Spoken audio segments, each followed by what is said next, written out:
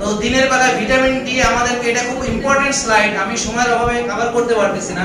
Melatonin হচ্ছে রাতে release হয় ঘুমের ভিতরে অন্ধকারে। আমাদের এখন অন্ধকারের অভাব, দিনে আমরা সূর্যের আলোতে যাই না, আলোর অভাব, তো ভিটামিন ডিও কম, রাতে ঘুমও হয় না।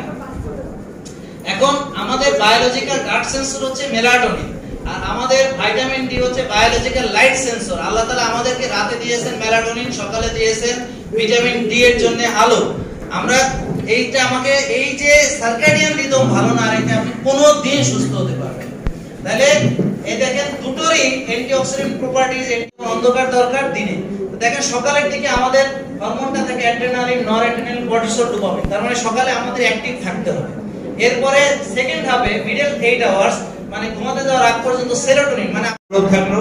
আর দ্বিতীয় একটা আমি সবাইকে বলতে চাচ্ছি, hello directors, hello directors, hello directors, none of you are directors. How the education is given in the program. So I also show up a little bit in the video.